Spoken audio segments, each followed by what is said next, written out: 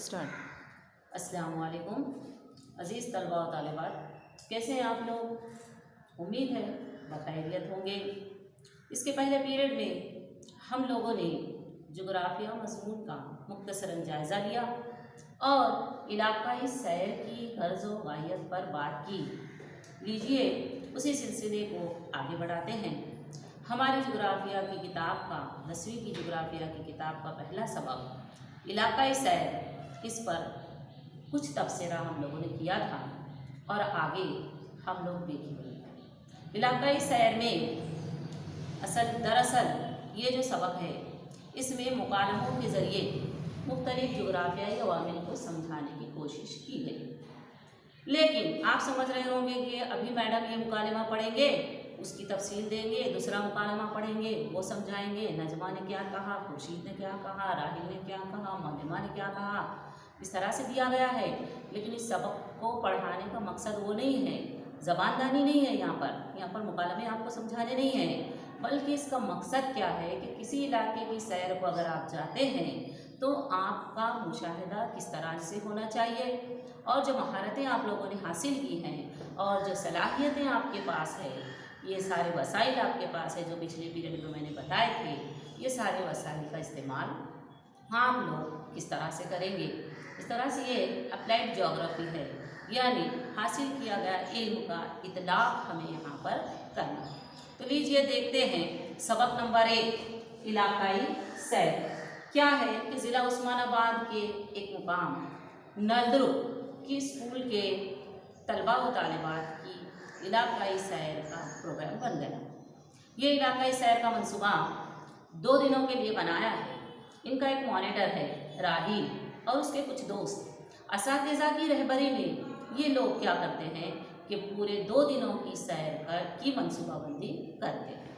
फिर ये लोग क्या करते हैं कि जाने के लिए आने के लिए कौन सा वसीला या कौन सा ज़रिया इस्तेमाल किया जाए।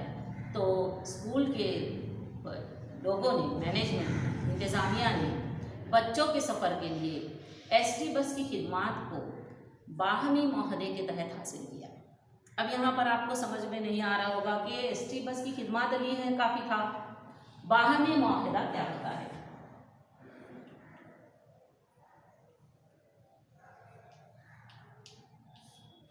बाहमी मुआहदे का मतलब ये होता है कि एसटी बस सिर्फ और सिर्फ तलबा व तालिबात को ही उसके अंदर सफ़र करने की इजाज़त हो और हर एक मुकाम पर न रुकते हुए, दूसरे मुसाफिरों को अंदर न लेते हुए 2 दिन के लिए मुकम्मल तौर पर वो स्कूल के तलबा व तालिबात के लिए अपनी खिदमत अंजाम देंगी।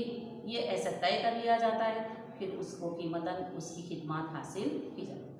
लीजिए पहला दिन शुरू हो गया। नलदुर्ग में से सुबह 6 बजे ये स्कूल के बच्चे अपने सफ़र पर, इलाक़ाई सफ़र पर रवाना हो गए।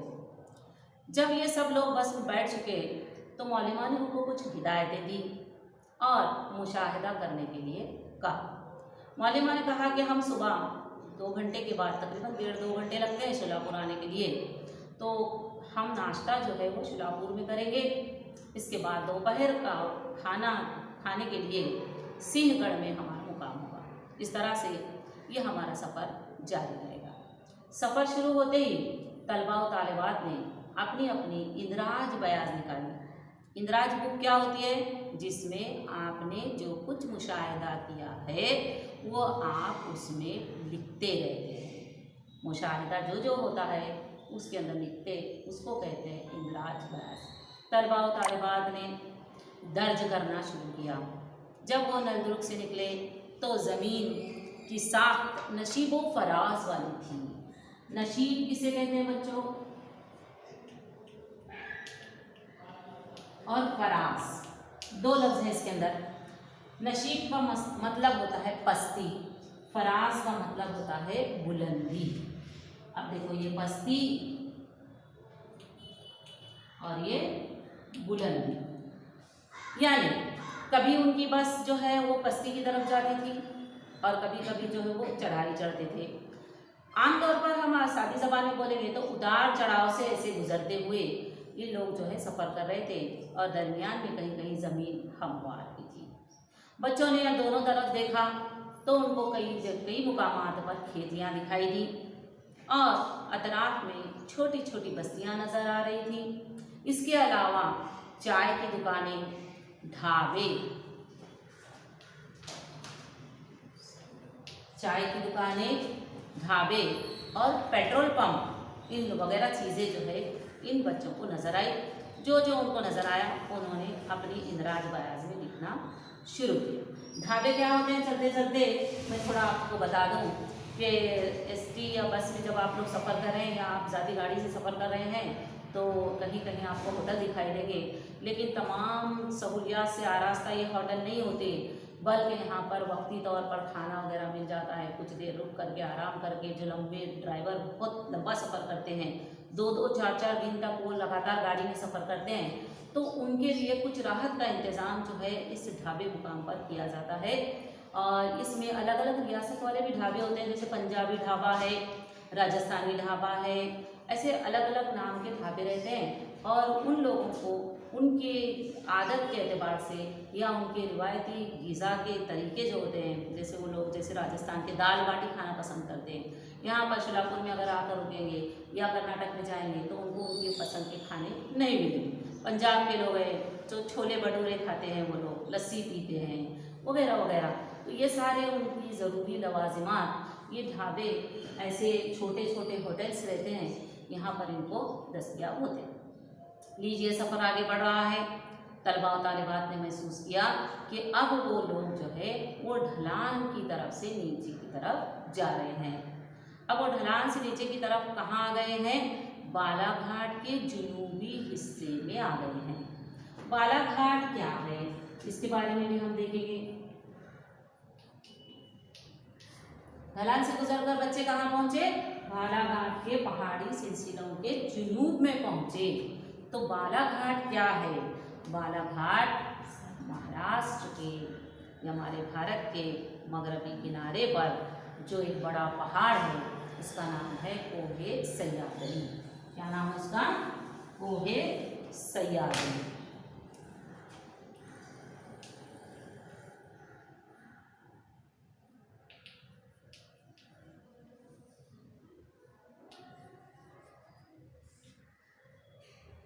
तो इस तरफ जो पहाड़ है ये पहाड़ का नाम है कोहे सह्याद्री और इससे कई सारे पहाड़ी सिलसिले मशरिक की जानिब निकले हुए हैं। तकरीबन ये 6-7 घाट हैं, जैसे अमोला, पोंडा घाट और घोर घाट। इसी तरह का एक क्या है? बालाघाट है। बालाघाट कोहे सह्याद्री की मशरकी सिमत में निकली हुई एक शाख है। इसके बाद बच्चों ने अपने अतराफ में एक मुशाहिदा अपना जारी रखते हुए अतराफ की चीज़ों को भी देखा और अपने साथ जो नक्शा लेकर के आए थे वो नक्शा भी देखा। उनके पास एक ऐसा रफ खाका दिया गया था। निकले थे वो नलरुख से और फिर 1.5-2 घंटे के बाद वो शलापुर पहुँचने वाले थे। इसके बाद रास्ते में इंदापुर को रुकने वाले थे। फिर इसके बाद हड़पसर तक वो हाईवे से जाने वाले थे कौमी शाहराह से। इसके बाद थोड़ी देर के लिए वो कौमी शाहराह छोड़ देने वाले सिंहगढ़ को जाने के लिए, दोबारा कौमी शाहराह की तरफ ये जाने वाली। इसके बाद ऐसे करते हुए ये आखिर में ज़िला उस्मानाबाद से निकलकर ज़िला रायगढ़ के अलीबाग मुकाम तक के जाने का एक नक्शा उनके पास था और वो नक्शे में देखते रहे कि अब हम कहाँ तक पहुँचे। अब ये कोहे सह्याद्री के जुनूबी हिस्से में पहुँचने के बाद इन्होंने देखा कि अतराफ में मकानात जो है वो एक कतार में हैं। तो जो मकानात ऐसी जो बस्तियां होती हैं, हमको बस्तियों की साख्त भी देखना है। तलबा और तालिबात के मुशाहिदे के पॉइंट्स क्या हैं? तो सबसे पहले उनको देखना था ज़मीनी साख्त,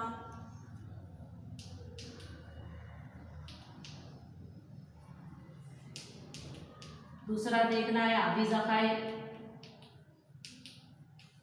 और तीसरी बात है नबातात, चौथा है मिट्टी, पांचवा है ज़राअत और छठा है इंसानी बस्तियां।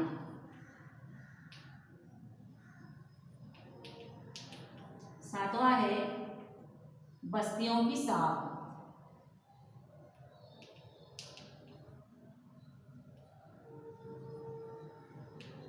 अब देखो बच्चों ने क्या देखा, पहले जमीनी सांप, पहले नशीबो फराज से निकल रहे थे, फिर के बीच में हमवार रास्ता भी था, इसके बाद वो ढलान से गुजरने लगे जो बालाघाट पहाड़ी सिलसिले के जुनूब में थे, पहुंच गए थे। इसके बाद आबी ज़खीरा जहाँ आएगा वो आबी ज़खीरे का मुताला करेंगे। रास्ते में उनको इंसानी बस्तियाँ दिखाई दी, और ये इंसानी बस्तियाँ, ये मकानात, ये घर, छोटी छोटी बस्तियाँ दिखाई दी, और रास्ते के किनारे पर एक कतार से मकानात दिखाई दिए। जो एक कतार से मकानात हैं ये क्या कहलाते हैं, खत्ती बस्तियाँ। इस तरह से जो मकानात होते हैं वो क्या कहलाती हैं, खत्ती बस्तियाँ। ऐसे मकानात को खत्ती बस्तियाँ कहते हैं। इन खत्ती बस्तियों में मकानात की साख्त यानी कि बनावट किस तरह की थी, बच्चों ने मुशाहिदा किया। देखा उन्होंने कि दीवारें जो बनी हुई हैं वो बड़े बड़े पत्थर हैं, काले पत्थर और मिट्टी की मदद से दीवारें तैयार की गई हैं, और उसकी जो छत है वो मिट्टी और लकड़ी की मदद से बनाई गई हैं। होता क्या है कि देहाती इलाके में बहुत ज़्यादा पैसा उनके पास नहीं रहता, मुश्किलात रहती हैं, तो उनको जो आसानी से चीज़ें वसाइल मिल जाती हैं उसी से वो अपने मकानात बनाते हैं। तो बड़े बड़े काले पत्थर लेकर मिट्टी का गारा तैयार किया जाता है, और इस गारे की मदद से दीवारें उठाई जाती हैं। ऊपर दरख्तों के जो तने होते हैं उन पूरे तनों को या काट के उनकी पट्टियाँ बना के एक दूसरों से जोड़ जोड़ के छत बनाते हैं। उसके ऊपर खूब मिट्टी डालते हैं और उसकी दबागत का काम होता है, खूब अच्छी तरह से दबा दिया जाता है ताकि पानी जो है रिसने न पाए। इस तरह से जो मकानात बनाए जाते हैं उनको कहते हैं ढाबे, ढाबे के मकानात। अब देखो दो बातें हैं, आपने यहाँ पर ढाबे देखे और ये ढाबे है। ये ढाबा क्या है, छोटे छोटे होटल्स जो हमको हाईवे पर नजर आते हैं। ज़्यादातर ढाबे ढाबे कहाँ रहते हैं, हाईवे पर, पहुंच इशारा पर, रियासत इशारा पर होते हैं। लेकिन अब मकानात की किस्म क्या है, ढाबे, ढाबे के मकानात है, यानी ऐसे इलाके जहाँ पर बारिश की मिकदार कम होती है, कम बारिश वाले इलाकों में मकानों की छतों को हमवार रखा जाता है, इसको कहते हैं ढाबे के मकानात। और ये एक मखसूस रिवायती अंदाज से बनाए जाते हैं, तो इसलिए मकानात क्या कहलाते हैं, ढाबे के। इंसानी बस्तियाँ किस किस्म की थी, खत्ती बस्तियाँ थी, क्योंकि वो एक कतार में दिखाई दे रही। और बस्तियों की साख्त कैसी थी, ढाबे के मकानात वहाँ पर दिखाई दे रहे थे। आते हैं नबातात पर, तो बच्चों ने नबातात का भी मुशाहिदा किया। देखा उन्होंने जब नलदुर्ग से निकले हैं, शोलापुर की तरफ जाने आ रहे हैं, तो ऐसे इलाकों में उनको खुश्क इलाकों की पतझड़ वाली नबातात दिखाई दी। कौन सी नबातात दिखाई दी, खुश्क इलाकों की पतझड़ वाली। देखो अलग अलग नबातात की किस्में, जंगलात की किस्में आप लोग पढ़ चुके हैं, जैसे सदाबहार जंगलात, पतझड़ वाले जंगलात, खारदार झाड़ियाँ, दलदली इलाके के जंगलात, सुंदरबन के इलाके वगैरह वगैरह। बहुत सारे नबातात की किस्में होती है, जंगलात की किस्में होती हैं। तो ऐसे ही ये भी जो है नबातात की एक किस्म है, इसकी तारीफ इसी में मौजूद है। किसे कहते हैं आपको पूछने की ज़रूरत ही नहीं है, क्योंकि कह रहे हैं पहला खुश्क इलाका, आप समझ गए होंगे कि बारिश यहाँ पर कम होती है, आमतौर पर हवा खुश्क होती है, हवा के अंदर नमी नहीं रहती, रुतूबत कम होती है। और पतझड़, पत यानी पत्ता, झड़ यानी झड़ना, तो ऐसे नबातात जिनके पत्ते एक मखसूस अय्याम में झड़ जाते हैं, ऐसे नबातात को क्या कहते हैं, पतझड़ वाले नबातात कहते हैं। आगे आपको समझ में, इस तरह से कुछ ही देर में वो शोलापुर पहुंच गए। जैसे ही शोलापुर के अंदर दाखिल हुए, बच्चों ने बड़ी तब्दीली महसूस की। अब आ रहे थे वो देही इलाकों से, देही इलाकों में कतार में बस्तियाँ दिखाई दी जो कि खत्ती बस्तियाँ कहलाती हैं, लेकिन अब आ गए हैं वो शहरी इलाके में। यहाँ पर आपको देहात और शहर का फ़र्क लिखते आना चाहिए, आपके जहन में फ़ौरन से आ जाना चाहिए कि वहाँ पर तो छोटी छोटी बस्तियाँ थी, ये शोलापुर तो गुंजान आबाद शहर है, एक शहरी इलाका है, इसलिए यहाँ पर उनको क्या दिखाई देने लगी, कसीर मंजिला इमारतें दिखाई देने लगी। मल्टी स्टोरीड बिल्डिंग जिसको कहते हैं, मल्टी स्टोरीड बिल्डिंग यानी कई मंजिला इमारतों को कहते हैं। अब यहाँ पर इमारतें बनाने का तरीका अलग था। क्या था यहाँ पर, रेत, सीमेंट और छोटे छोटे पत्थरों के टुकड़े, पानी का आमेजा बनाकर ईंटों की मदद से ये इमारतें तैयार की गई थी। इस तरह से जो इमारतें तैयार की जाती हैं इसको पक्के मकानात कहते हैं या कंक्रीट के मकानात कहते हैं। समझ गए आप लोग? जब दोनों किनारों पर रास्तों के, सड़क के दोनों किनारों पर बच्चों ने मुशाहिदा किया तो उनको क्या नज़र आए? बड़ी बड़ी बिल्डिंगें दिखाई दी, बड़े बड़े होटल्स दिखाई दिए। इसके अलावा हर तरह से जदीद सहूलियात से लैस मुख्तलिफ किस्म की दुकानें बच्चों को दिखाई दी। इस तरह से एक शहरी और एक देहाती इलाके में क्या फ़र्क होता है इसको देखने के बाद आपको अच्छी तरह से मालूम हो गया होगा। अब जब शोलापुर से वो लोग नाश्ता वाश्ता कर लिए, बैठे रहे, थोड़ी देर इंतज़ार, थोड़ी देर रेस्ट किया उन्होंने, नाश्ता हो गया, फिर इसके बाद इनका काफिला पुणे की तरफ, सिंहगढ़ की तरफ रवां दवा हो गए। फिर दोबारा बच्चे दोनों जानिब से मुशाहिदे में मसरूफ़ हो गए और मुशाहिदा करते करते वो इंदराज बयाज में लिखने भी लगे। इंदराज बयाज में उन्होंने लिखा, उन्होंने क्या देखा, क्या मुशाहिदा किया, उनको एक बहुत बड़ी तब्दीली महसूस हुई। क्या थी वो तब्दीली? तो उन्हें जब वो नलदुर्ग से निकले थे तो शोलापुर को आने तक उन्हें वहाँ पर फसलें झाड़ियों की शक्ल में, इसमें लफ्ज़ इस्तेमाल हुआ है झाड़ी नुमा फसलें। क्या बोल रहा है किताब के अंदर? झाड़ी नुमा फसलें।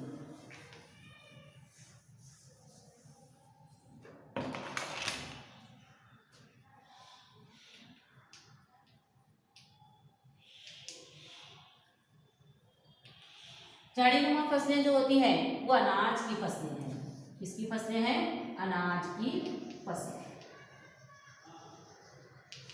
यहाँ पर एक बात याद रखनी चाहिए हमको कि फसलों की आमतौर पर दो किस्में होती हैं, एक अनाज की फसलें और दूसरा है नकदी फसलें।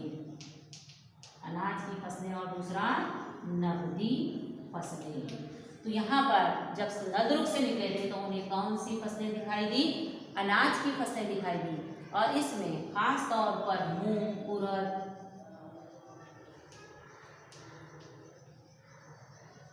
दीगर अनाज की फसलें।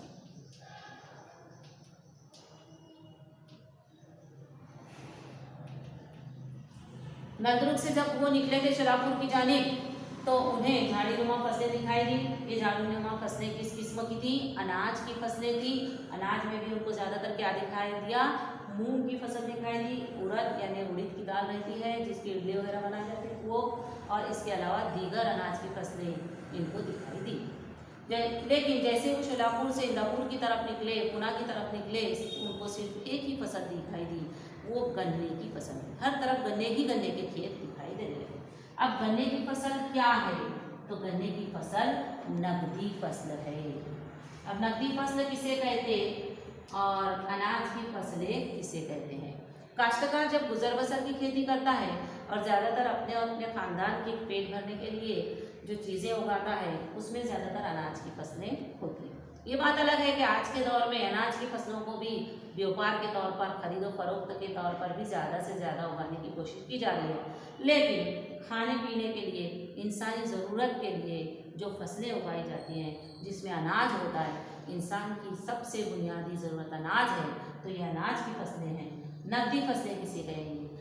जो काश्तकार होता है, जो किसान होता है, उसका मकसद सिर्फ और सिर्फ नकद जमा करना, यानी रुपया पैसा बेचकर हासिल करना। गन्ने को वो साल भर अपने घर में रखकर इस्तेमाल नहीं कर सकता, गन्ने को सिर्फ कारखाने में ले जा कर के देना होता है, फिर उसके बाद उससे शक्कर बनती है, आप लोग अच्छी तरह जानते हैं। इसके बाद ये लोग जो है देखते हुए आगे बढ़े और शोलापुर से जब निकले तो इंदापुर पहुँचे और वहाँ पर एक भीमा नदी पर बना हुआ एक बंद दिखाई दिया, उसको उजनी डैम या उजनी का बंद कहते हैं। ये आगे जखीरे की वजह से आबपाशी के जरिए खेतों को पानी पहुंचाकर गन्ने की फसल दी जा रही थी। यही वजह है कि शोलापुर से जब पुणे की तरफ जा रहे थे तो हर तरफ गन्ने की फसलें दिखाई दे रही थी। 1 मिनट में आबपाशी किसे कहते हैं समझ लो। फसलों की कुदरती ज़रूरत, पानी की कुदरती ज़रूरत जब बारिश से पूरी नहीं होती और उनको ऊपर से मसनूई तरीके से पाइपलाइन के ज़रिए या किसी और तरीके से रहने निकाल कर पानी दिया जाता है तो उसको क्या कहते हैं?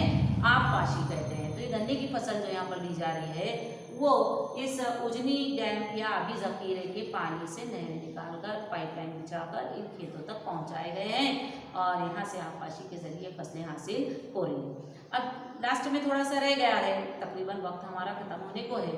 तो लास्ट में क्या है कि ये जो अभी ज़खायर है, ये जो बंद वगैरह है, उजनी का जो बंद बनाया गया इसका खास मकसद क्या है बच्चों? तो पीने की पानी की ज़रूरत को पूरा करना अहम मकसद इसके लिए। इसके अलावा क्या मकसद है? बिजली बनाना, माहीगिरी करना, आबपाशी के लिए इस्तेमाल करना। देखिए मकसद एक था पीने का पानी, इसके साथ आ गया बिजली बनाना, इसके बाद हो गया माहीगिरी और इसके बाद हो गया आबपाशी। इस तरह से एक मकसद के तहत जो आबी ज़खीरा बनाया गया लेकिन दीगर मकासद हासिल हो रहे हैं, तो इसको क्या कहते हैं? कसीरुल मकासिद मंसूबा। क्या कहते हैं उसको? कसीरुल मकासिद मंसूबा। अब आप लोगों को यहाँ पर मैं होमवर्क दे रही हूँ कि कसीरुल मकासिद मंसूबा किसे कहते हैं, इसकी तफसीली मालूमात हासिल करके अपने क्लास वर्क में आपको लिखना है। कसीरुल कैसे लिखेंगे? देखो, कसीरुल मकासिद मंसूबा यानी एक मकसद की बजाय दीगर कई मकासद को जिस आबी ज़खीरे से हासिल किया जाता है उसको कहते हैं कसीरुल मकासिद मंसूबा या कसीरुल मकासिद बंद भी कहते हैं इसको। इसके ऊपर आप मालूमात जमा कीजिए और अपनी बयास में लिखिए। ये लोग आगे जो है सीकर पहुंच गए दोपहर तक, वहाँ उन्होंने दोपहर का खाना खाया, वक्त हो गया है बच्चों। इसके लिए मैं यहाँ पर रुकती हूँ। इंशाल्लाह अगले पीरियड में अगला सफ़र इनका जो है वो हम आपके साथ देखेंगे। अल्लाह हाफ़िज़।